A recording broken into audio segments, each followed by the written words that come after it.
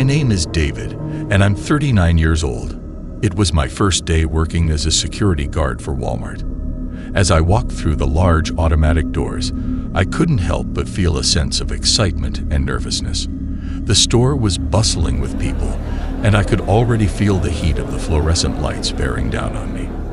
I made my way to the security office, where I would be stationed for the majority of my shift. My supervisor, Mr. Johnson, greeted me with a handshake and a stern look. "Welcome aboard, son," he said in a deep voice. "I hope you're ready for a long night." I nodded, trying to look confident even though I was feeling anxious. Mr. Johnson proceeded to give me a tour of the store, showing me the routine checks and procedures I would be in charge of as the security guard.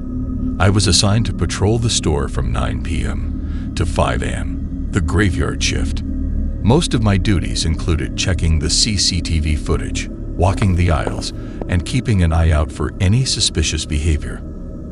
The night started off uneventful, and I began to relax a bit, thinking this job wasn't so bad after all. However, as the hours passed and the store became quieter, I started to feel a strange presence around me. I brushed it off as my imagination playing tricks on me, but the feeling only grew stronger.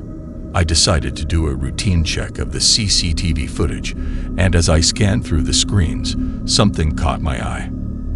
In one of the cameras, I saw a figure walking through the store. It was a tall and dark figure with glowing red eyes. My heart started racing, and I couldn't believe what I was seeing. I quickly ran to the spot where the figure had been, but there was no one there. Trying to calm myself, I convinced myself that it was just a glitch in the system. But as the night went on, I couldn't shake off the feeling that I was being watched. Every time I turned my back, I felt like someone was standing behind me, breathing down my neck. At around midnight, I heard a loud noise coming from the back of the store. I cautiously made my way to investigate, and as I turned the corner, I came face to face with a group of teenagers. They were laughing and joking around, holding cans of spray paint in their hands. "What are you kids doing in here?" I asked, trying to sound stern. "We were just having some fun, man," one of the boys replied, giggling. I was relieved that it was just a group of mischievous teenagers, but I still had to report them and ask them to leave the store. As they walked away, I couldn't help but notice the eerie feeling that had returned. I shook it off and continued with my patrol. As I made my way to the toy aisle, I froze in my tracks. All the toys were moving on the shelves, as if they were being played with by invisible hands. My heart was pounding in my chest as I watched in terror. I quickly took out my flashlight and shined it around the area, but there was no one there. I was now convinced that this store was haunted. I remembered hearing rumors about a young girl who had died in a tragic accident in the store years ago. Some say she still wanders the aisles at night, looking for her lost doll. My mind was racing with thoughts, and I started to feel a cold chill run through my body. Suddenly, I heard a voice whisper my name. I turned around and saw the same tall and dark figure I had seen on the CCTV footage. It was now standing right in front of me. I screamed and ran back to the security office, locking the door behind me. I could hear the figure banging on the door and whispering my name over and over again. I was in a state of panic and didn't know what to do. Just as I was about to call Mr. Johnson for help, the banging stopped and everything went silent. I sat in the office for what felt like hours, too afraid to move or even breathe. As the sun began to rise and the morning shift employees started to arrive, I slowly opened the door.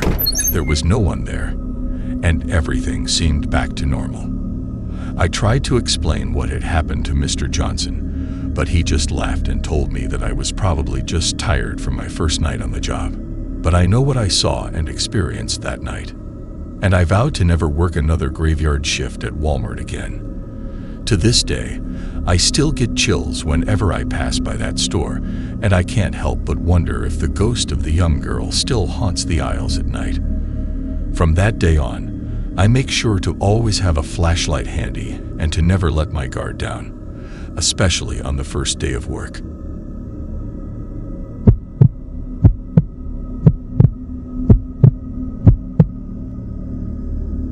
It was my first night as a night guard at the old abandoned warehouse on the outskirts of town. I had heard rumors about strange occurrences happening there, but I didn't believe in ghosts or hauntings.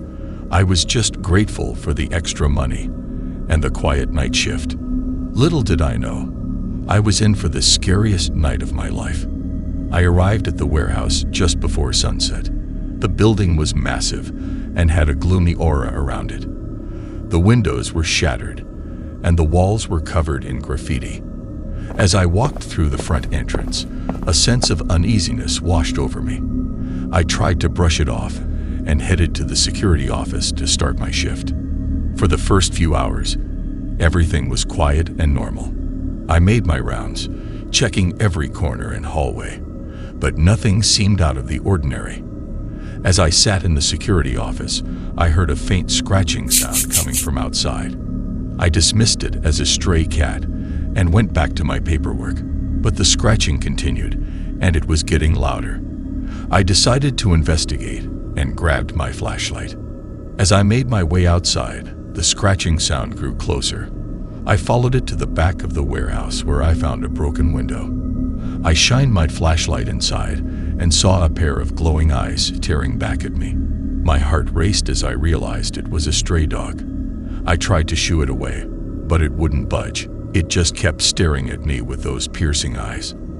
I grabbed a rock and threw it towards the dog, hoping to scare it away. But instead of running, the dog growled and lunged towards me. I stumbled backward and fell, dropping my flashlight in the process. In the darkness, I could see the dog circling me, barking and growling. I could feel its hot breath on my face, and in that moment, I was convinced I was going to die. I closed my eyes and waited for the inevitable attack, but it never came. When I opened my eyes, the dog was gone. My body was trembling with fear as I scrambled to my feet and ran back to the security office. I locked the door behind me and took a few deep breaths, trying to calm myself down. However, my relief was short-lived as I heard a loud banging on the door. I turned around to see that the dog had followed me inside and was now furiously scratching and trying to get in. I ran towards the phone to call for help, but it was dead. The security cameras also went out at that moment. I felt completely trapped and alone with this ferocious dog. As I looked around for something to defend myself, I noticed that all of the electronic lock systems for the doors and windows had also malfunctioned. I was completely vulnerable. Just when I thought things couldn't get any worse, I heard strange whispers coming from the other side of the door. It sounded like multiple voices, all whispering in unison. It sent chills down my spine. The dog suddenly stopped scratching and started howling towards the door. I was frozen in fear, not knowing what to do. The whispers grew louder, and I could make out some words. They were saying, "Let us in, and we're watching you." My heart was pounding out of my chest, and I could feel a cold sweat forming on my forehead. I was convinced that something evil was trying to get in, and I didn't know how much longer I could hold out. Suddenly, the phone rang and I jumped in surprise. It was my manager, asking if everything was okay. I told him about the dog and the strange occurrences. He laughed it off and told me it was just my imagination playing tricks on me. He said he would send security over to handle the situation. Sure enough, within minutes there was a knock on the door. I cautiously opened it to find my manager and 2 security guards standing outside. They searched the building and found no trace of the dog or any other living being. The security cameras were also back online and showed no signs of any disturbances. I quit my job that night and never looked back. To this day, I have no explanation for what happened that night at the abandoned warehouse. But one thing is for sure, I will never forget the fear and terror that consumed me during those dark and eerie hours. From that moment on, I became a firm believer in the unknown and the unexplainable.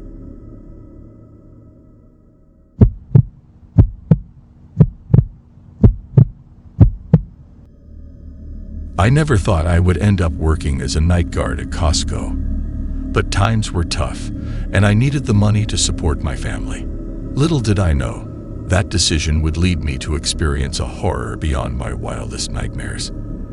As a night guard, my duties were simple: walk the aisles, check for any potential hazards, and make sure the store was locked up tight.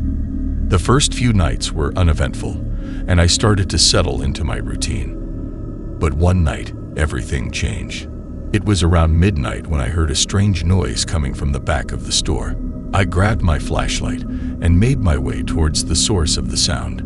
As I made my way through the dark aisles, I couldn't shake off the feeling that I was being watched. When I reached the back of the store, I saw that one of the freezers was open. I could feel the chill from inside seeping out, and I cautiously approached the freezer. To my surprise, I found nothing except for a broken jar of pickles. I shrugged it off as just a malfunction and began to clean up the mess. But as I reached for the last piece of glass, I felt a cold, bony hand touch mine. I jumped back, dropping the glass, and turned around to find no one there. I chalked it up to my imagination playing tricks on me and went back to my patrol. As the night went on, I couldn't shake off the feeling that something was off. Every corner I turned, I would find a piece of broken glass or scattered food. It was as if someone or something was purposely making a mess. My unease turned into terror when I heard an otherworldly laughter echoing through the store. I followed the sound, and it led me to the employee break room. I slowly pushed open the door, and what I saw will haunt me for the rest of my life.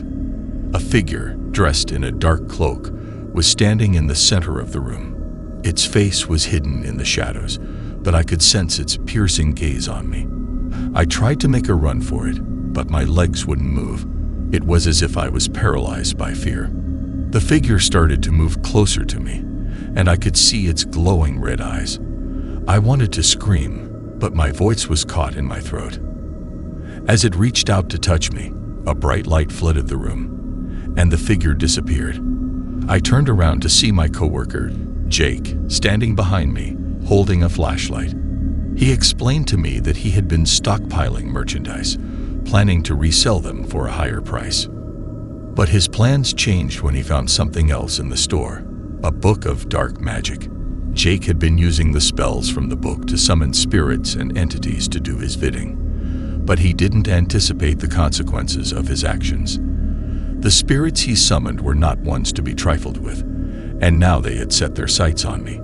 Over the next few nights, my encounters with the supernatural only intensified. I would see shadows moving in the corner of my eye, hear whispers in my ear, and feel invisible hands touching me. Jake had disappeared, leaving behind only his belongings and the cursed book.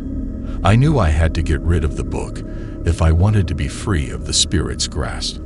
I searched the store, and finally, I found the book in the break room. I gathered all my courage and burned the book, hoping it would rid me of the horror I was facing. But it was not that simple. The spirits were not going to let me go that easily. They continued to haunt me, and I could feel their presence wherever I went. In the end, I had to quit my job and move away to escape their clutches. Working as a night guard at Costco turned out to be the most terrifying experience of my life. I learned the hard way that some things should not be disturbed, and dark magic should never be played with. To this day, I can't enter a Costco without being reminded of the horrors that lurk in the night.